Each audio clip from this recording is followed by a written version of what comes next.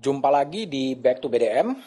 Hari ini di ruangan ini saya kedatangan sahabat saya, sahabat ketika menjadi wartawan tetapi beliau sudah beralih profesi menjadi seorang politisi dan jabatannya sebetulnya di publik cukup mentereng ya. Ketua fraksi Partai Demokrat di MPR dan dia berlatar belakang wartawan, kemudian menjadi aktivis dan sekarang menjadi politisi dan menjadi anggota DPR 4 periode. Siapa itu adalah Benny Harman. Ben, gimana kabar? Kabar baik, Mas. Betul ya? Ya, udah lama nggak jumpa kita ya. 4 periode jadi anggota DPR? 4 periode sudah. Udah sejak 2004 ya. Sejak 2004? Ya, Jadi pernah anggota DPR di partai pendukung pemerintah? ketika berkuasa dan juga ketika tidak berkuasa. Bedanya apa sih? Kedua pemerintahan. Saya anggota DPR periode SBY ya. Jadi presiden Partai Demokrat ya, dan sekarang juga ketika kita berada di luar pemerintahan. Hah? Beda sekali. Bedanya gimana? Sebagai anggota DPR. Dulu kita dari partai berkuasa ya, paling tidak saya pribadi merasa lebih bebas untuk menyampaikan apa yang kita anggap penting untuk rakyat ya. Ketika jadi anggota DPR partai berkuasa? Partai berkuasa. Oke. Tidak ada batasan-batasan, tapi setelah tidak berada di pemerintahan, di luar pemerintahan malah lebih banyak dibatasi, ya itu hal biasa aja lah. Dibatasi oleh siapa? Ya dibatasi oleh ya tentu yang berkuasa tuh di dalam parlemen itu kan begitu. Dibatasi oleh yang berkuasa artinya gimana? Paling tidak itu yang kita rasakan. Jadi aturan-aturan dibatasi, rapat-rapat dibatasi.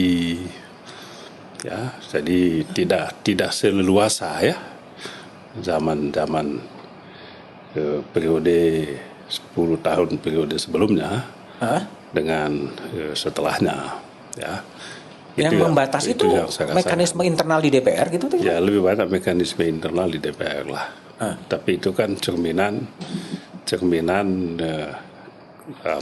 iklim kekuasaan ya yang sedang terjadi, sedang berlaku lah. Ya. Misalnya membatasi itu gimana? Ya membatasi misalnya ya rapat-rapat dengan mitra kerja, dengan KPK misalnya dibatasi, ya, jangan diundang, ya kan? Jangan diundang? Tidak usah diundang, masa sidang ini tidak usah diundang. Atau rapatnya juga tidak mendalam, ya cuma 2-3 jam aja selesai. Ya tidak memberikan keleluasan kepada anggota untuk menyampaikan kritiknya atau kebijakan alternatifnya ketika rapat dengan para mitra. Itu bukan urusan DPR sendiri sebetulnya. Ya itu tadi urusan DPR, jadi bukan di luar itu. Ya itu yang terjadi di DPR.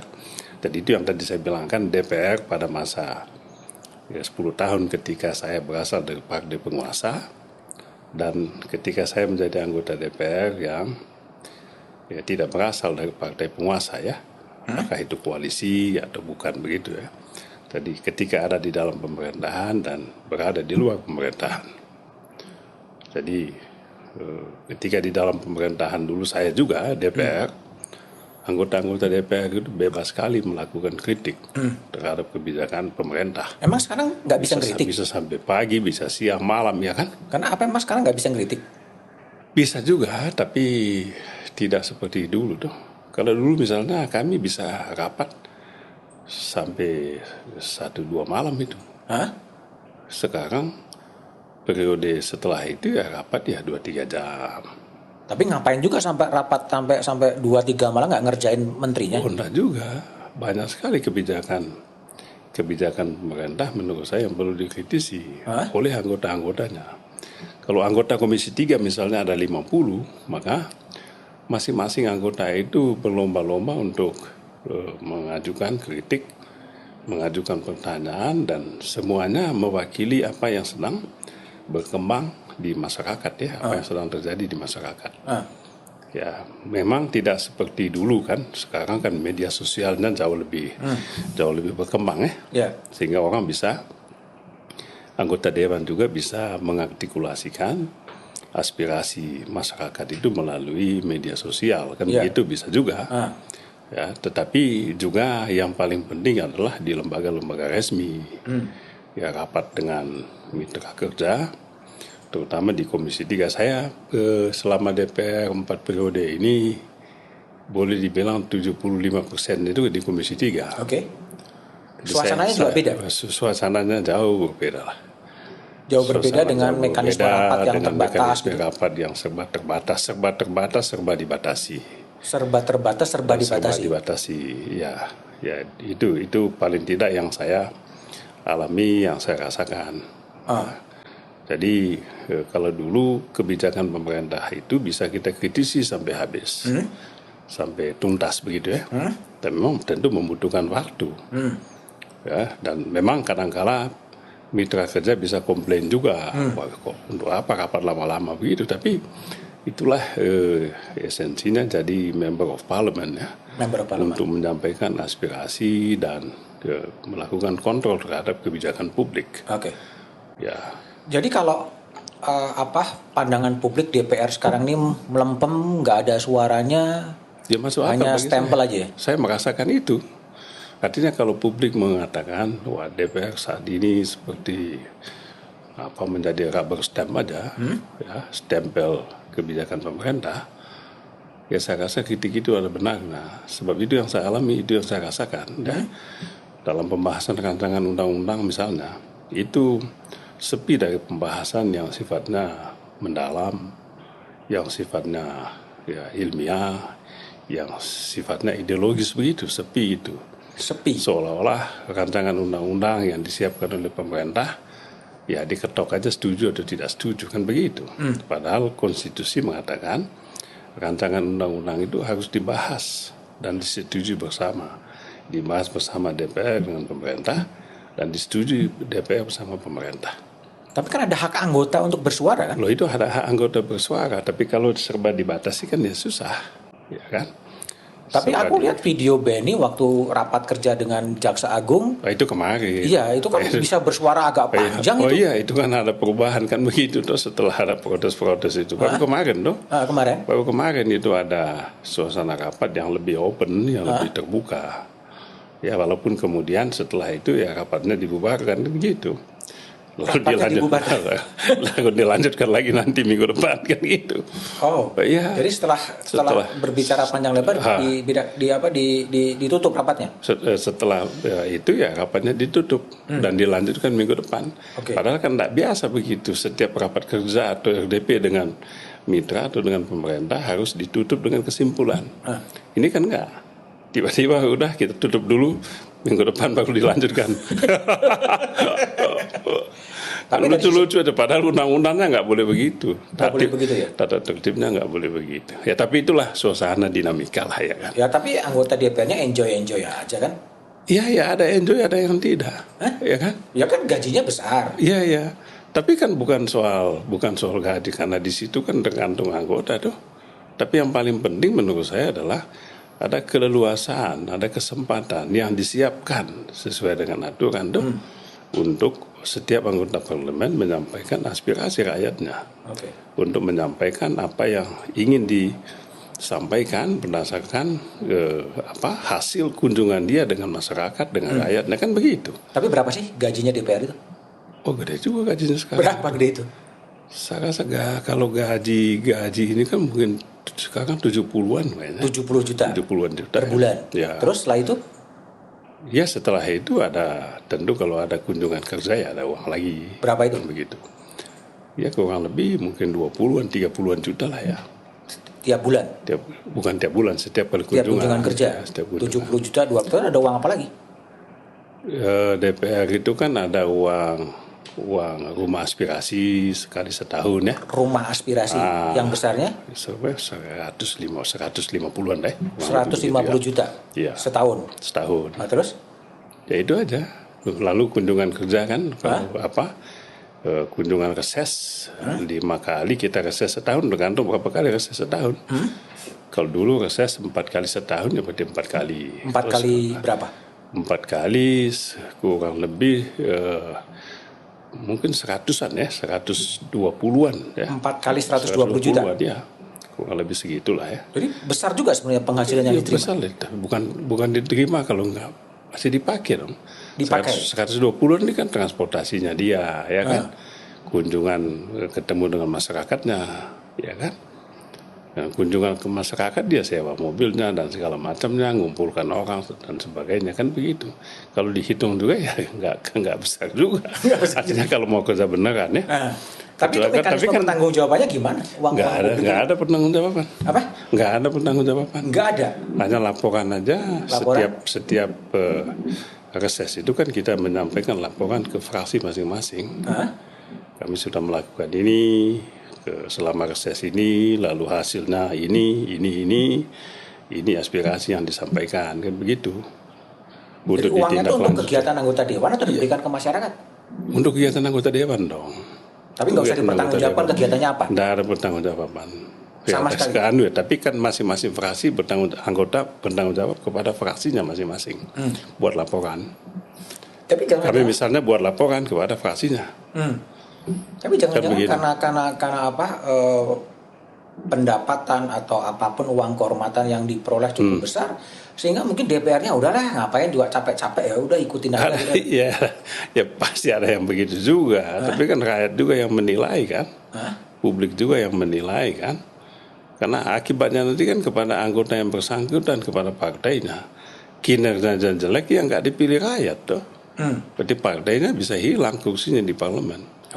Saya rasa sistem sekarang ini sangat open ya, sangat transparan ya, memberi ruang kepada rakyat untuk menilai wakil-wakilnya yang ada di parlemen, kan begitu. Nah, itulah pentingnya yang tadi Pak Mas Budiman nyampaikan, mengapa sih rapat lama-lama itu juga karena setiap anggota harus ngomong.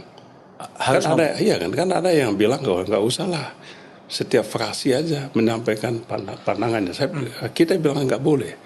Karena rapat di komisi itu ditonton oleh rakyat. Rakyat akan melihat. Semakin ditonton akan semakin berapi-api ya? Konstituen saya akan menilai apa yang Pak Beni misalnya lakukan waktu rapat dengan kejaksaan, dengan kepolisian. Nah, mengapa? Pada waktu reses kan kita ketemu dengan masyarakat. Kita mendapatkan keluhan mengenai perilaku polisi, perilaku jaksa, kan begitu. Dan kita menyampaikan itu pada saat kita mengadakan Komisi 3 misalnya rapat dengan kejaksaan, kepolisian, atau KPK, kita menyampaikan itu. Dan rakyat tahu bahwa Pak Beni menyampaikan apa yang dulu kami sampaikan Pak Beni. Meskipun kadang rakyat juga nggak mau tahu, nggak nonton di mana dia. Ada juga sekarang terbuka. Ya terbuka tapi orang bisa pakai foto lah macam-macam. Apalagi di DPR kan ada TV parlemen kan. Tapi siapa yang nonton? Rekam semua segala macam. Iya. Rekam itu. Ya, kemudian orang bisa aja kita menggunakan data ini sebagai bentuk pertanggungjawaban kita. Ini loh apa yang dulu disampaikan, kami sudah sampaikan. Tapi walaupun juga kadang-kala rakyat protes, wah ini kita laporan kok nggak ada tindak lanjutnya, ya memang kita nggak bisa lebih dari itu. Tugas kita hanya menyampaikan, bicara apa yang disampaikan oleh rakyat kepada kita. Kan gitu dia. Tapi kan ada yang nggak peduli, ada yang memang selama di Komisi 3 kan ada yang nggak pernah ngomong. Ada yang nggak pernah ngomong. Malah dulu ya, saya rasa saya pernah alami satu periode itu ada anggota DPR nggak pernah ngomong. Datang, duduk, diam, dapat duit dia kan. Ada juga? Ada juga lah, tapi ya kepilih terus tuh. Kenapa? Ya nggak tahu kita. Nggak tahu kita kan. Tapi itu yang terjadi. Kadang-kadang memang tidak nyambung. Apa yang dimaui oleh rakyat ini sebetulnya. Kadang-kadang ada yang kerja serius, tapi mungkin nggak kepilih. Tapi ada yang malah nggak menunjukkan ini, malah kepilih terus. Suaranya banyak ya kan. Tapi susah mengukur kehendak rakyat, maunya rakyat itu nggak gampang. Pendapatan besar, uang kehormatan, rumah aspirasi dan lain sebagainya. Tapi kok masih banyak juga anggota-anggota DPR yang kemudian terjebak dalam kasus korupsi ya?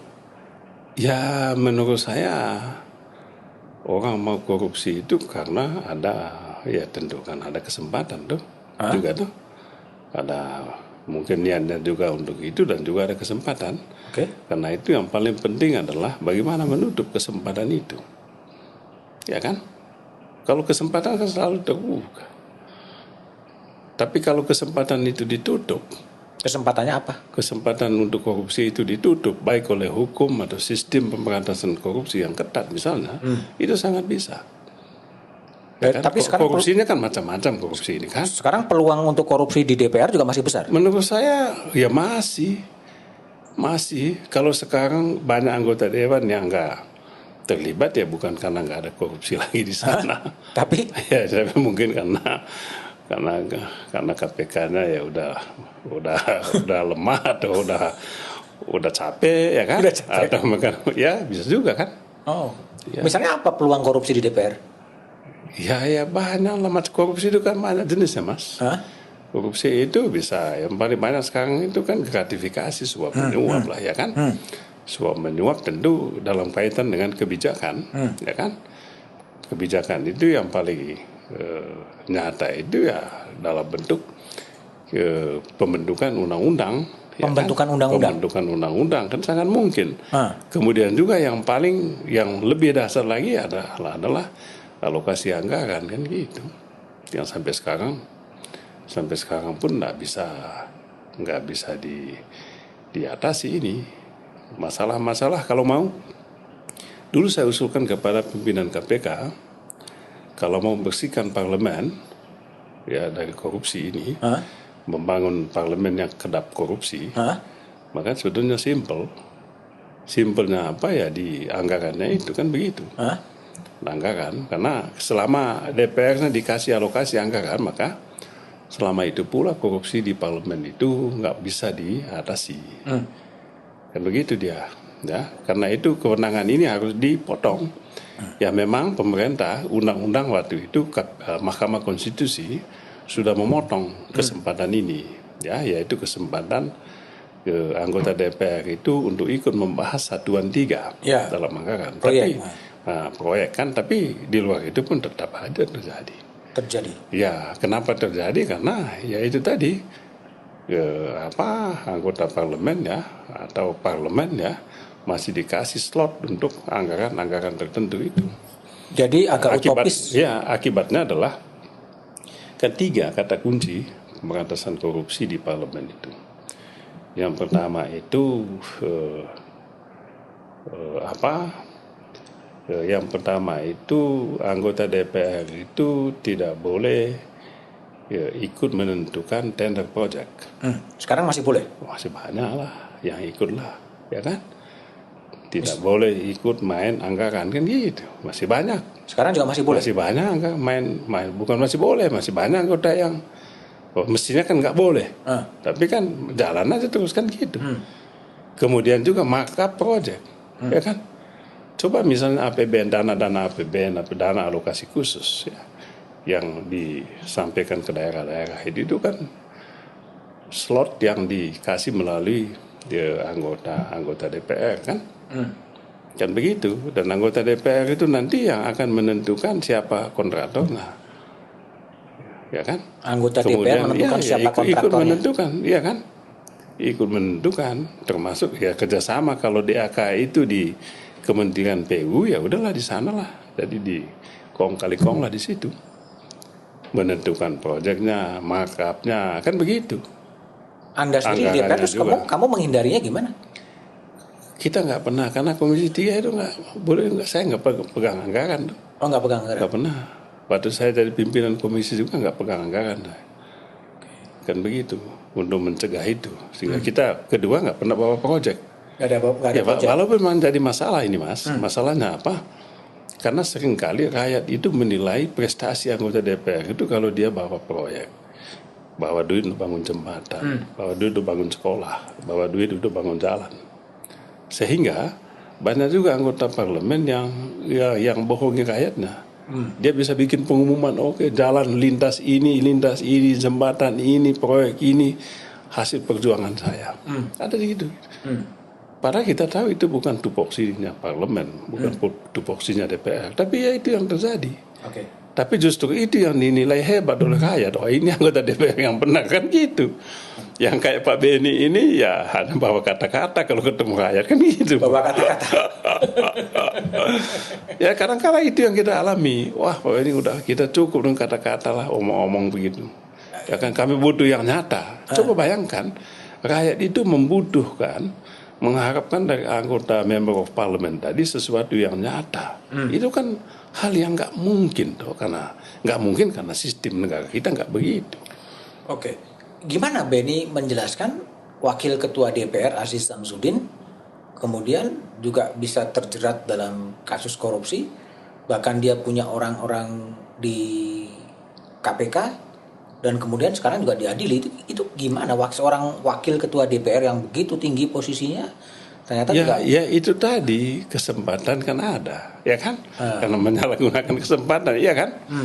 Makin ya saya percaya dengan itu toh, kekuasaan yang ada itu acap kali disalahgunakan kalau kesempatan itu ada. Karena itu mestinya mereka yang diberi amanah untuk megang kekuasaan itu harus ditutup kesempatan itu. Caranya adalah memungkinkan publik untuk melakukan pengawasan, melakukan kontrol ketat. Ya, maka undang-undang mewajibkan pemegang kekuasaan itu untuk bersikap transparan dalam mengambil kebijakan dan keputusan. Sehingga apapun yang saya putuskan publik tahu.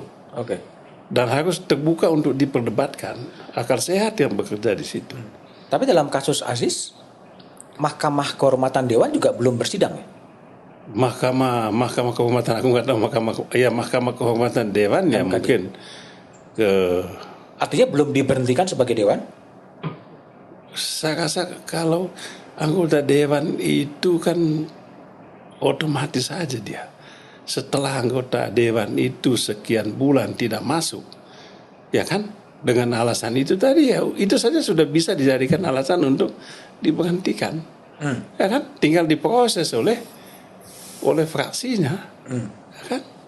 Itu aturannya.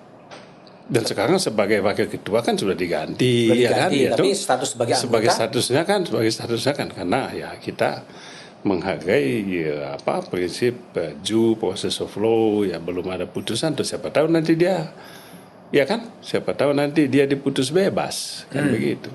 Jadi masih itulah hukum. Artinya statusnya doang kan begitu toh, tapi hak-haknya kan sudah tidak ada lagi. Ya kan? Jadi peluang korupsi di DPR sebetulnya memang sangat terbuka ya? Menurut saya sangat terbuka.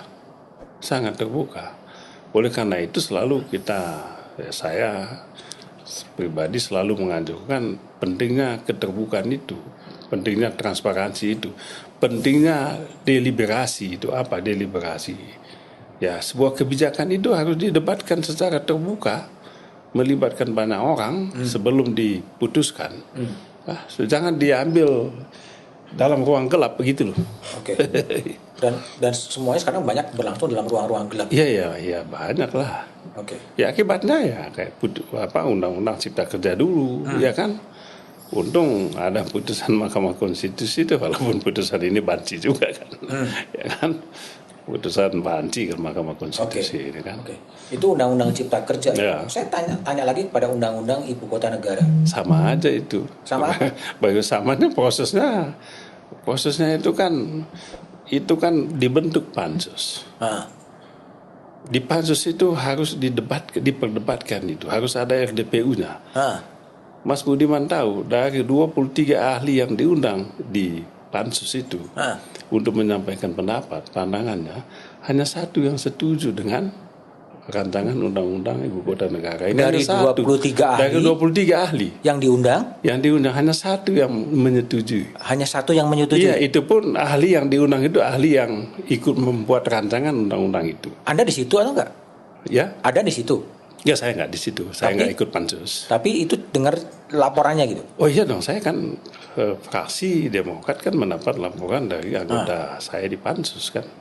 Itu yang terjadi. Jadi dari 23 ahli yang diundang. Dari 23 ahli yang diundang hanya satu yang setuju. Hanya satu yang setuju? Iya, 22-nya tidak setuju. Coba bayangkan, dan itu diabaikan begitu saja pandangan ahli-ahli itu. Kalau gitu ngapain diundang? Mestinya kan biasanya kalau hasil DPU itu dijadikan bahan pertimbangan untuk membahas lebih lanjut dan memutuskan apakah rancangan undang-undang ini pantas, layak untuk kita lanjutkan. Kan begitu toh. Nah ini ya angin lalu aja semua itu. Lanjutkan ke Panja. Belum selesai di Panja sudah di tim perumus. Coba bayangkan. Ini kan undang-undang kilat. Cepat sekali karena mau memenuhi permintaan Bapak Presiden supaya kalau bisa nanti sebelum beliau berhenti 2024 itu udah bisa pindah ke sana, kan begitu. Oke, saya mau sekali lagi. Itu dari 23 ahli yang diundang dalam rapat dengar pendapat umum, itu hanya satu orang ahli yang menyetujui. Siapa itu? Saya lupa namanya. Tapi hanya satu? Hanya satu. Itu confirm itu. Hanya satu yang setuju. 22-nya menolak. 22 menolak? 22 menolak, satunya yang setuju. Tapi jalan terus proses? Jalan terus. Dan selesai dalam tempo 43 hari? Tempo, ya proses pembahasan begitu kilat kan. Apa yang terjadi?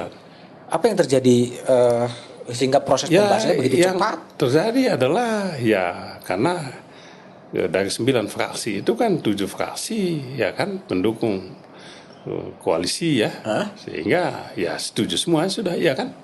Termasuk Demokrat juga setuju? Ya, kita memberikan catatan ya kalau soal pemindahan ibu kota pemerintahan itu kan kita sih setuju aja karena dulu juga Pak SBY juga punya pemikiran bahkan pernah membentuk tim untuk melakukan kajian kemungkinan pemindahan ibu kota lah ya kan begitu. Tapi persoalan kita adalah tepat waktu nggak kan begitu. Saat ini ketika kita butuh uang banyak untuk masyarakat yang terkena dampak COVID ini kan begitu. Nah kemudian harus skemanya jelas dong. Skema membangun daerah ini, ibu kota ini kan begitu.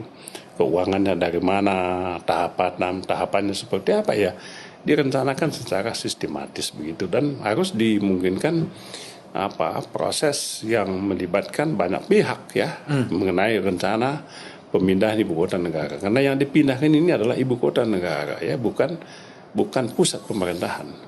Kalau hanya pusat pemerintahannya kan silakan aja. Tapi ini ibu kota negara yang tentu punya implikasi banyak ya kan. Kan tidak mungkin kita kalau sekarang ibu kota negara dipindahkan katakanlah undang-undangnya ini dan sahnya pindahnya nanti mungkin 2024 itu kan sahnya kan. Secara politik kan bukan undang-undang diundangkan, itu ada landasan politik untuk memindahkan ibu kota. Iya dong, tapi itu kan dari dasar bahwa pemindahan itu nanti kan bulan berapa 2024 itu kan begitu. Berarti sejak itulah resmi dia menjadi ibu kota negara itu pindah kan begitu. Ibu kota negara tempatnya pindah, namanya juga berubah sejak itu kan begitu. Sekarang ini kan belum, masih dalam persiapan menuju ke sana kan begitu dia. Kalau ini tidak kita siapkan dengan baik kan coba bayangkan apa yang akan terjadi nanti kan. 2024 itu kalau misalnya itu gagal, undang-undang sudah dinyatakan begitu, ini segala macam lalu bisa menimbulkan kekacauan yang tidak perlu. DPR juga akan pindah ke pasti lah ya. Pasti tentu akan. Pak Beni juga udah siap-siap pindah ke sana. Akan ikut toh Setelah itu kan mungkin ada pemilu lagi toh Pak. Jadi udah siap-siap pindah ke Penajam. Ya Penajam. Nama tempatnya kan Penajam ya kan. Penajam. Kalau ditanya orang ibu kota negara pindah kemana Pak Beni? Ke Penajam ya kan. Penajam. Namanya apa? Namanya Nusantara ya kan. Namanya Nusantara, lokusnya itu adalah Penajam. Kan tidak mungkin kita tulis surat itu Nusantara tanggal sekian kan begitu. Pasti Penajam tanggal sekian. Iya. Nah, ini kan yang juga jadi soal. Dan waktu penentuan nama ini di Pansus itu yang terakhir itu ditanya-tanya apa namanya belum dalam rancangan undang-undang nggak disebut. Ini kan undang-undang kan konsensus politik ya. Gimana menjamin agar ibu kota negara itu betul-betul pindah? Betul sekali itu yang jadi soal kan. Ini konsensus politik yang sangat rentan. Tapi Presiden menurut saya sangat cerdas untuk mengambil momentum ini. Sebab kalau ditunda-tunda lagi, misalnya akhir tahun ini, itu nggak bakal selesai, nggak bakal jadi. Nggak bakal jadi karena pertama soliditas politik partai-partai pendukung pemerintah pasti sudah mengalami keretakan, kan begitu? Karena agenda politik yang sudah di depan pintu, kan begitu. Oleh karena itu memang ini momentumnya itu udah tepat, tapi persoalannya kan bukan tepat momentum untuk itu. Persoalannya adalah agenda persiapan ke depannya itu menuju 2024 itu, kan begitu. Sementara partai-partai politik ini udah sibuk menyiapkan diri untuk urusan internalnya, verifikasi partai politik, kan begitu. Ya, kemudian juga tentu persiapan-persiapan yang lainnya menuju 2024 itu. Tapi kan 2023 sudah mulai sibuk kita ini, udah urusan masing-masing, nggak urus lagi nih ke arah ini, kan begitu. Karena itu memang tepat waktunya kalau saat ini dilakukan. Nah, masalahnya adalah bukan soal tepat waktunya sekarang ini proses menuju 2024 itu seperti apa? Apakah ada jaminan? Kan begitu. Terutama keuangannya dari mana, anggarannya dari mana. Kalau dari APBN kita cukup, kan begitu. Kalau toh cukup, apakah itu prioritas? Sementara rakyat kita masih kelaparan, kan gitu. Jumlah orang miskin tambah banyak loh ini, Mas. 29 juta sekarang orang miskin nih. Tapi Demokrat setuju juga kan? Ya, kita memberikan catatan, ya kita setuju dengan catatan itu, kan begitu. Ya itu memang banyak orang bilang telepon itu, wah kok Demokrat ini mulai banci. Saya bilang bukan soal banci, kita mengikuti kehendak rakyat juga, kan begitu. Rakyat mana? Rakyat, iya kan, rakyat juga. Tapi memang survei memang survei lembaga-lembaga kredibel menyampaikan di atas 50% tidak setuju pemindahan ibu kota, ya kan, begitu. Tapi ya negara kita kan tidak based on survei, Mas, ya kan? Lembaga survei 50% tidak setuju. Ahli-ahli 23 ahli yang diundang hanya satu yang setuju. Tapi 8 fraksi di DPR setuju semua. Jadilah undang-undang itu. Iya kan. Tidak inline dengan kehendak rakyat. Kalau itu dianggap kehendak rakyat, dia kan. Tidak inline dengan kehendak rakyat. Jadi siapa representasi politik dari rakyat itu? Tentu ada kepentingan lain dong. Apa kepentingannya? Dia bisa ada kepentingan yang berkepentingan untuk membangun ibu kota itu kan. Ya kan? Jadi ibu kota baru untuk siapa?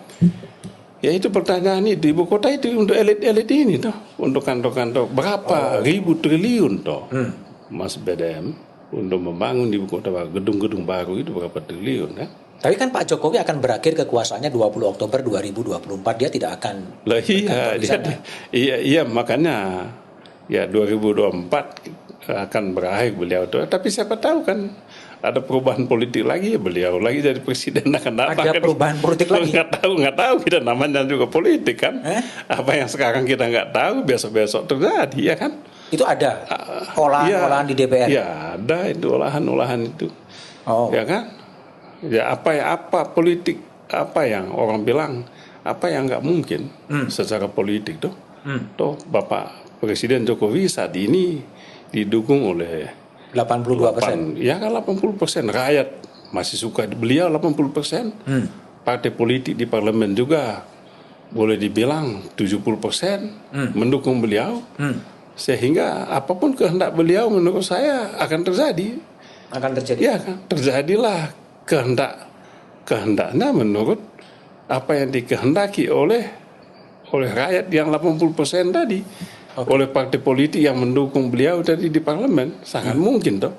Artinya secara politik sangat bisa. Pertanyaannya apakah beliau punya keinginan untuk itu atau tidak? Ya kan? Tapi Benny, seberapa serius sih sebetulnya isu-isu tadi, katakanlah masa perpanjangan ditambah sampai 2027 di DPR itu seberapa serius isu ini? Di DPR itu sangat serius. Sangat serius. Ya, sangat serius dalam arti itu tidak hanya diwacanakan, tapi itu ada operasi politiknya. Ada operasi politik. Operasi politik. Ya, operasi politik dalam arti melakukan pendekatan, melakukan semacam survei pendapat anggota DPR tentang ini.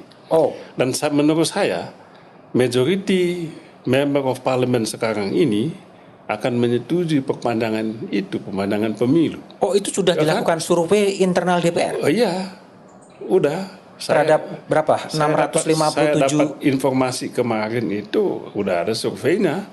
Ya, cuman saya belum cek betul atau tidak, dan saya yakin dengan itu. Majority member of parliament baik itu DPD ataupun DPR itu akan setuju pemandangan itu sampai 2027. Ya kan? Siapa yang bikin survei? Aku nggak tahu lah. Nah, ini kan cerita umum aja. Sudah ada survei yang seperti itu. Memang dan masuk akal. Ya. Apa masuk akalnya? Anggota DPR ya udahlah kalau memang begitu, ya udah kita nggak buang-buang duit lagi kan begitu. Berarti gratis dong kita, ya kan? 3 tahun. Gratis 3 tahun. Nah, tapi persoalannya saya bilang ini jadi masalah. Kalau ada perubahan politik begitu, saya bilang jangan lupa bahwa yang boleh eksis itu boleh berlanjut itu adalah anggota DPR dan anggota DPD. Sedangkan presiden harus berhenti. Dan kalau presiden berhenti, saya bilang, maka yang menjadi pelaksana tugas PLT ke presiden itu sesuai dengan undang-undang dasar kita ya adalah triumvirat. Menhan, Ya itu Menlu, Menhan dan Mendag itu. Kenapa presidennya harus berhenti? Itu eksplisit loh. Kenapa presidennya harus berhenti? Undang-undang dasarnya begitu. Apabila berhenti karena masa jabatannya udah selesai. Loh, tapi kan ada olahan-olahan. Loh karena itu masa ada olahan. Walaupun ada olahan, tapi khusus olahan mengenai jabatan presiden itu dipatok sama konstitusi. Kalau ada olahan begitu, lu berhenti di situ. Untuk selanjutnya nanti ada PLT sampai pemilu berikutnya. Untuk olahan ini status DPR dan MPR-nya nggak ada. Kalau misalnya nunda pemilu, bagaimana status DPR dan DPD hasil pemilu sebelumnya? Itu nggak ada. Tapi untuk presiden dan wakil presiden dipatok sama konstitusi, lalu berhenti di situ. Kalau konstitusinya diubah kan boleh-boleh aja. Ya kalau mau ubah konstitusi itu yang tadi saya bilang sangat mungkin, apa yang nggak mungkin. Enggak, tapi seberapa serius Dinamik BNI kan berada di DPR, seberapa serius operator itu memang. Nah, kalau perasaan saya ini kan ya itu tadi 4 periode di DPR itu rasa dan perasaan itu kita rasakan, Mas. Dan biasanya apa yang kita rasakan itu ya akan terjadi. Ya. Tapi gini, kalau ini sekarang kembali ke ibu kota negara. Ibu kota negara ini kan fondasi politiknya udah ada, undang-undang IKN. Iya. Tapi bagaimana menjamin bahwa itu tetap berlangsung dan terjadi ketika terjadi pemilu, terjadi presiden baru, DPR baru, konstelasi politik juga mungkin bisa baru. Ya menurut saya nggak akan ada yang menjamin itu. Nggak ada yang menjamin. Nggak ada menjamin itu. 2024 pertama tidak ada yang menjamin bahwa ini akan selesai 2024 pembangunan. Ya pasti nggak selesai, itu kan sampai 2045. Kan begitu, sampai 2045 kan begitu. Yang kedua tidak ada jaminan ya bahwa setelah itu akan dilanjutkan oleh kepemimpinan yang baru, ya kan? Kecuali pemimpin nasional yang akan datang itu yang sejalan dengan gagasannya sevisi dengan Presiden Jokowi. Kalau tidak kan dia bisa putar balik itu, ya kan? Sangat mungkin itu tuh. Jadi nanti bisa-bisa ya apa yang sudah dimulai ya bisa mangkrak di situ kan? Mangkrak ya, seperti Hambalang. Iya, mangkrak seperti Hambalang ya kan? jadi museum dia kan? Kan begitu loh. Itu yang kita takut. Sangat mungkin. Oleh sebab itu ya kalau mau menjamin itu harus ada jaminan secara politik. Jaminan secara politik itu adalah pemimpin nasional yang akan datang adalah pemimpin yang satu visi dengan ini. Kalau tidak dia akan berhenti total di situ. Dan termasuk parlemennya juga kan? Ya, dan termasuk parlemennya juga. Ya tentu kekacauan yang akan terjadi. Ya, kalau sudah pindah di sana ternyata ini ya lalu siapa yang ke sana kan begitu. Tak gampang loh. Tak gampang. Ya mungkin nanti seperti Brazil sekarang Brasilia ya. Pemindahan dari sebelumnya ke Brasilia, lalu di situ jadi kota pemerintahan. Ya, memang jadi kota sepi karena aktifnya aja selama kantor-kantor pemerintahan ini, setelah itu dia sepi. Dan itu menggunakan otorita yang ditunjuk oleh pemerintah pusat. Iya, jadi ditunjuk oleh pemerintah pusat ya. Dan tidak ada DPRD juga. Tidak ada DPRD juga. Jadi tidak ada tidak ada hambatan-hambatan yang sifatnya administratif dan legal lah untuk pembangunan di wilayah itu. Tapi untuk mengurangi kepadatan Jakarta, tentunya itu oke-oke aja gitu. Ya, untuk mengurangi kepadatan Jakarta itu salah satu solusi, walaupun itu bukan satu-satunya solusi kan begitu. Solusi lain kan bisa juga. Ya. Oke. Tapi ini kan keputusan sudah ambil ya, tentu kita akan lihat kan begitu yang. Jadi masalah tadi bagaimana menjamin ya agenda besar ini betul-betul akan terwujud seperti yang kita harapkan. Gimana itu agar itu bisa terwujud? Ya harus ini menjadi agenda bersama bangsa. Harus agenda bersama. Ya itulah sebabnya dari awal kami menghimbau pemerintah untuk jangan cepat-cepat buka dulu ini wacana ini ke publik gitu loh. Dimatangkan dulu di publik, lalu putuskan ya jadilah dia. Dan agendanya bukan agenda 1-2 tahun, harus agenda jangka panjang dia. Dan memang jangka panjang kan, sampai 2045 kan? Iya, itu kan pembangunan fisiknya kan? Iya, pembangunan fisiknya. Tapi ibu kota negaranya kan ya sudah dipatok, harus pindah di sana sejak 2024 ini. Oke. Saya pindah ke tema lain, Benny. Itu Anda kan ikut membahas ya revisi Undang-Undang Mahkamah Agung. Ya. Yang Mahkamah Konstitusi. Bukan, yang Mahkamah Agung, yang memperpanjang Mahkamah Konstitusi. Yang memperpanjang usia pensiun hakim konstitusi. Ya. Sampai 15 tahun. Periode dan sampai berapa usia? 70. Iya. Enggak masuk akal kan. Loh, itu apa di balik itu? Ya, di balik itu ya tentu konsensus lah, ya kan? Konsensus politik. Begitu. Tapi kalau konsensus politik ini kan lebih kepada konsensus politik ini bukan konsensus partai-partai politik di DPR. Tapi konsensus politik antara presiden dengan pendukung-pendukungnya di DPR. Itu kan yang jadi sekarang ini. Sehingga waktu pembahasan itu dilakukan, ya, supaya konsensus itu berjalan dengan baik, kami yang tidak masuk di dalam network kekuasaan itu ya diisolir, disingkirkan, kan begitu. Diisolir? Iyalah, artinya tidak dilibatkan, ya kan? Enggak dalam pembahasan RUU Mahkamah Konstitusi? Iya, itu kan Komisi 3, ya kan? Pembahasannya ya begitu saja, lalu ketok, ya udah. Kalau majoritas semua setuju, kita mau apa, ya kan? Yang tadi saya bilang itu ya, suara kita juga ya nolak juga tidak meaningful, setuju juga tidak meaningful. Artinya tolak dan tidak tolak itu sama aja gitu loh. Dan itu beberapa hakim konstitusi juga akan berakhir di tahun 2027. Akan berakhir 2027. Jadi poin saya kan bukan itu, karena itu tadi konsensus. Hakim MK juga berkepentingan, kan begitu. Ya, hakim MK-nya berkepentingan sehingga ya diduga kuat ya undang-undang ini tidak bakal lolos kalau diuji material ke Mahkamah Konstitusi, kan begitu. Walaupun menurut saya itu sangat tidak bagus untuk iklim kehidupan ketatanegaraan kita lah ya. Benny, kalau sebagai anggota DPR dan ini juga suara Anda ketika rapat dengan Jaksa Agung soal bagaimana pelaporan kasus korupsi, menteri juga melaporkan bawahannya, aktivis juga melaporkan pejabatnya gitu. Ya, itu yang saya bilang, ini tahun 2022 ini tahun lapor-melapor kan. Tahun lapor-melapor. Tahun lapor-melapor ya. Mana saya refleksi begitu ya. Kok negara kita ini kok begini? Kalau rakyat itu melapor kan masuk akal toh. Nah, yang saya bingung ini adalah menterinya melapor menteri yang lain, kan begitu, ya kan? Melapor lembaga yang lain, ya kan? Ke mana lagi ke lembaga penegak hukum, ya kan? Dalam bayangan saya sebagai sebuah sistem penegakan hukum yang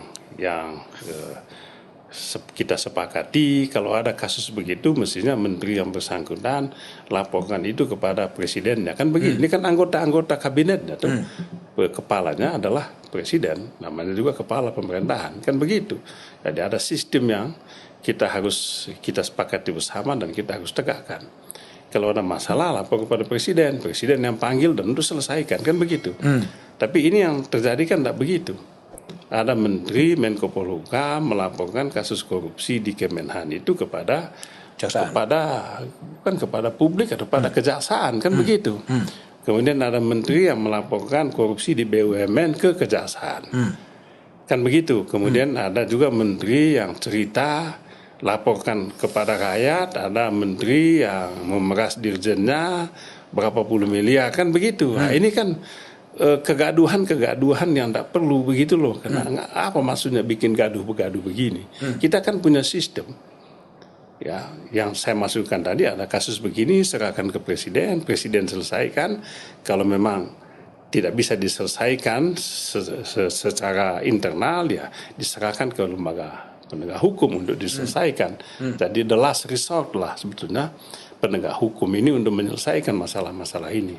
Nah ini kan nah, begitu, lapor begitu. Oke, kalau orang mengatakan, oh ini bagus untuk keterbukaan, oke.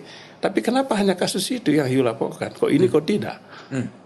Jangan-jangan ada hidden agenda menteri yang bersangkutan untuk melaporkan pihak-pihak tertentu kepada lembaga penegak hukum. Karena kalau memang asasnya itu tadi, oke lah, lapor semua aja. Wong semua banyak laporan ke lembaga-lembaga ini. Ini kan jadi soal tuh, sehingga muncul kecurigaan di mata rakyat itu ya jangan-jangan ada agenda politik tersembunyi. Wah, tapi kita nggak tahu apa kan gitu toh. Menek BUMN lapor Garuda ke kejaksaan, Menko Polhukam Tapi kan memang ini lapor programnya bersih-bersih BUMN. Ya kalau program bersih-bersih BUMN ini ya boleh aja, karena ada lembaga KPK tuh. Ada ke kejaksaan. Ya kan? Loh ini kan ke kejaksaan. Ada, iya tuh, kan ada begitu tuh. Kenapa lapor kepada kejaksaan kan gitu? Loh ya kan dilaporkan ke kejaksaan kan? Iya, kenapa? Dia kan menteri dia tuh. Kenapa nggak lapor kepada presiden? Apa itu perintah presiden? Oh, Kan gitu. Kecuali kalau dia bukan menteri, pembantu presiden tadi ya nggak masalah menurut saya. Tapi karena dia pembantu presiden maka tentu kesimpulan secara politiknya adalah ini adalah apa yang mereka lakukan itu sepengetahuan presiden. Kan begitu. Nggak bisa nggak mungkin dong anak buahnya. Atau katakanlah tidak diketahui oleh presiden, tapi tetap presiden yang bertanggung jawab. Okay. Tapi kemudian kan muncul masalah itu tuh.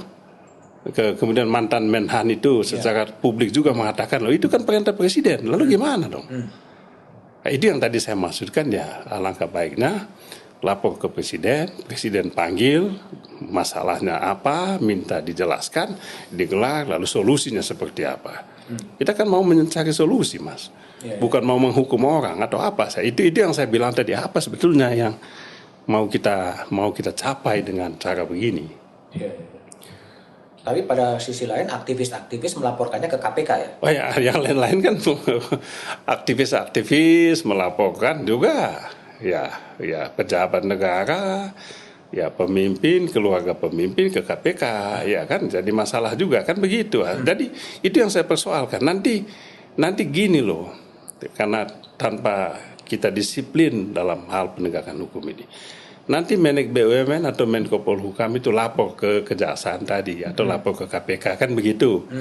Ya lalu ada LSM yang lapor anak pejabat ke KPK. Lalu kita bilang, wah ini aktivis LSM ini telah melakukan penghinaan atau contempt of kekuasaan, kan begitu, menghina kepala negara atau menghina pemerintahan, kan begitu. Ya. Lalu yang dilakukan oleh Menko Polhukam dengan Menek BUMN itu apa? Apa enggak sama aja kualitasnya kan? Melaporkan juga kasus korupsi ke penegak hukum, kan begitu. Nah, apakah ini mereka menghina juga? Atau apa? Apakah mereka bisa dilaporkan balik juga oleh pihak yang berkepentingan atau apa? Lalu muncul kemudian masalah penegakan hukum yang tidak adil, kan begitu. Kok kita, dan jangan lupa dari aspek itu kan saya setuju untuk mendorong pemberantasan KKN itu, partisipasi luas publik itu penting kita buka. Dan itulah yang dilakukan oleh teman-teman LSM ini, biarin aja gitu loh. Iya. Tapi juga ada anggapan, Benny, bahwa dulu ini kan Anda pernah di dunia aktivis juga gitu. Ya. Aktivis-aktivis sekarang juga melempem ya? Oh iya, udah. Ya aktivis sekarang ini apa mengalami, karena aktivis setelah reformasi ini itu bukan produk aktivis yang sesungguhnya lah ya. Yang hidup sekarang ini kan masih aktivis yang lama, Mas. Lama ya. Kayak teman-teman kita tuh, Ya, regenerasi Usman, aktivisnya kurang ya kan, ya nggak ada. Jadi boleh dibilang aktivis produk reformasi ini nggak ada. Siapa nggak ada? Ya karena itu yang muncul sekarang itu masih teman-teman yang lama yang setelah pada akhir reformasi 98 itu dan masih survive sampai sekarang. Yang lain kayak kami ini ya memilih masuk di dalam pemerintahan. Teman-teman yang lain juga kan begitu. Ada teman-teman lain yang berada di luar pemerintahan dan inilah yang tetap eksis sampai saat ini dan saya pribadi memberikan apresiasi kepada mereka lah. Tetap menjadi cahaya untuk bangsa ini ya mereka itu. Oke, Benny. 4 tahun menjadi anggota DPR dan juga pernah 4 periode, 4 periode menjadi anggota DPR, pernah nyalon juga sebagai gubernur NTT. Habis berapa waktu nyalon dulu? Oh besar juga.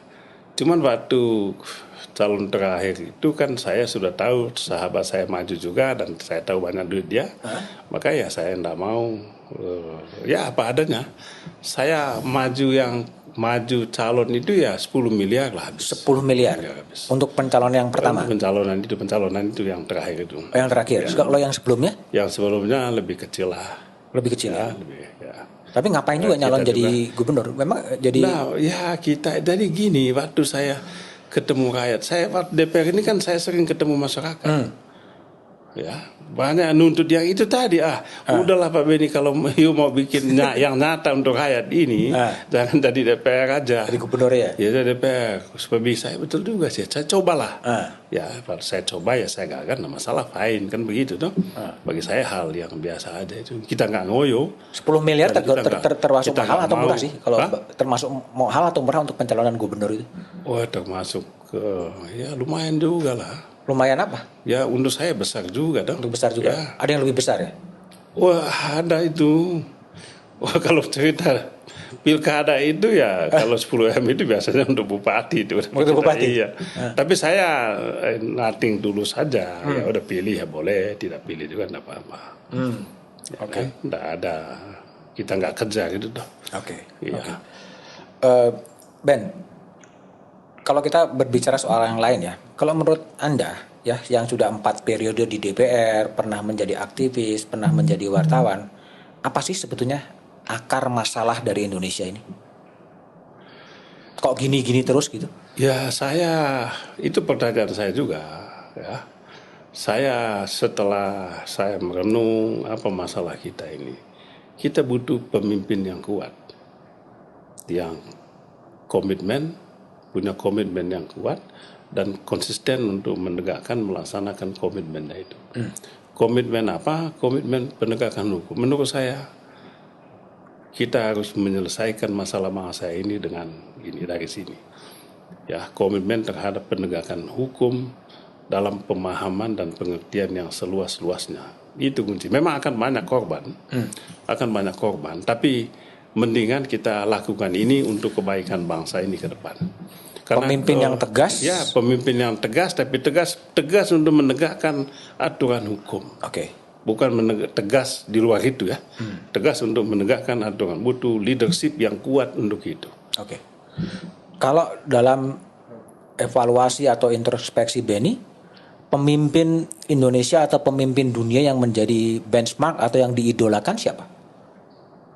Yang pemimpin orangnya atau apa?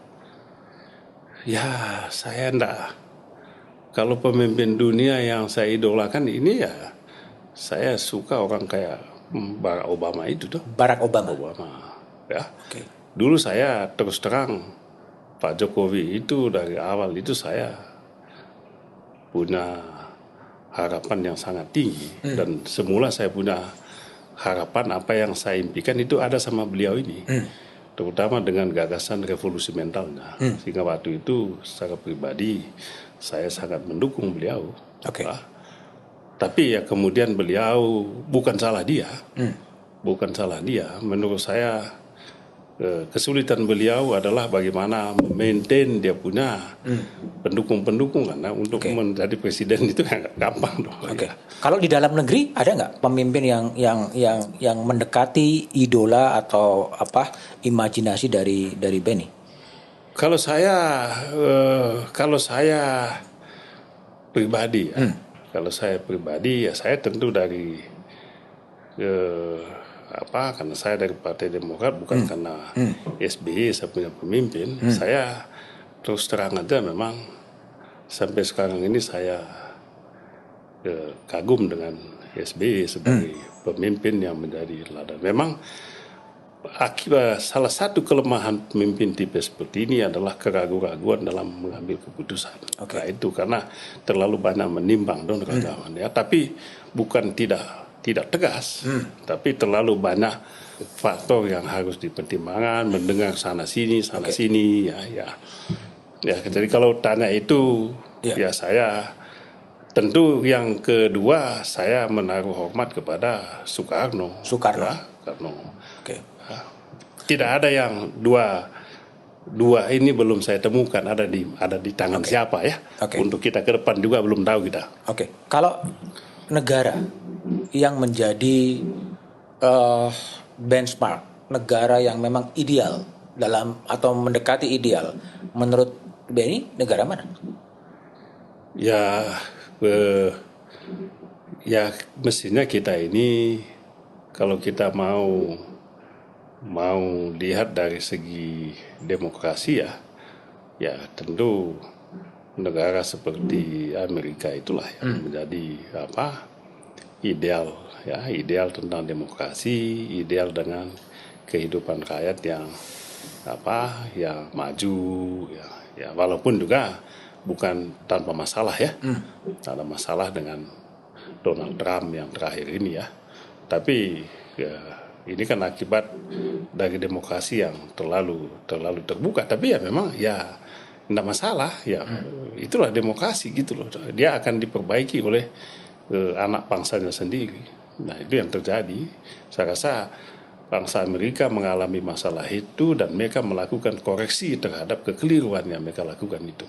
Saya rasa untuk bangsa kita juga bukan tidak mungkin ya hal yang sama kita akan alami dan kita akan lakukan. Bukan berarti ini baik, ini jelek atau enggak. Saya rasa tidak begitu kita kan.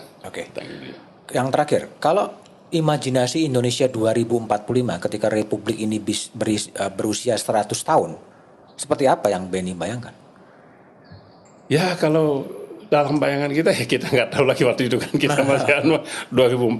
Tapi dalam bayangan saya itu 2045 itu ya rakyat di desa itu sudah punya mobil semua, punya rumah bagus ya kan. Semuanya sudah listrik sudah masuk semua, wifi sudah masuk semua, kan begitu toh. Lalu ada hak atas demokrasi dan kebebasan itu benar-benar dipertahankan kan gitu. Itu kita idealkan tuh. Tidak ada lagi orang miskin miskin karena ini ya. Semua mengalami kemajuan lah dari pembangunan yang kita lakukan, kemajuan di bidang ekonomi lah, sejahtera semua lah. Boleh dibilang kalau Bapak Presiden bilang itu ya negara dengan pendapatan menengah ke atas sudah. Kalau untuk mencapai 2045 tentunya ada 2024 dan banyak tantangan. Kalau menurut Anda presiden yang cocok di 2024 tipe pemimpin yang seperti apa? Ya kalau saya untuk menyongsong 2000, saya rasa ini pertanyaan sangat penting. Itu juga pertanyaan ini juga saya temukan dan saya mencoba untuk bertanya kepada diri saya sendiri. Untuk menuju Indonesia 2045, pemimpin seperti apa yang kita butuhkan atau yang cocok untuk membawa bangsa ini ke sana. Menurut saya kita butuh pemimpin yang punya komitmen yang kuat untuk rakyatnya. Ya, itu penting. Kemudian yang kedua, pemimpin yang juga religius. Religiusitasnya harus, karena kita Pancasila kita ini ya bangsa kita ini menghargai ya, ketuhanan itu sangat penting. Kemudian juga yang ketiga, tentu pemimpin yang cerdas lah, nggak bisa nggak itu, cerdas itu. Kita nggak bisa lagi, nggak itu, ini dunia global. Dalam bayangan saya nanti 2045 itu ya negara Indonesia ini bukan jadi pengikut saja, tapi dia juga bisa menentukan arah perkembangan dunia ke depan ya. Karena itu pemimpin yang cerdas itu menjadi sangat penting. Kemudian ya tentu ya pemimpin yang bersih lah. Ya, dari stok pemimpin yang ada sekarang ada itu? Ya saya lihat sih ada lah, masih ada ya, walaupun mungkin malu-malu muncul, ya kan? Ada lah. Ada lah. Dan harus tetap optimis ya. Kita optimis ya. Saya pemimpin muda kita kan ada banyak.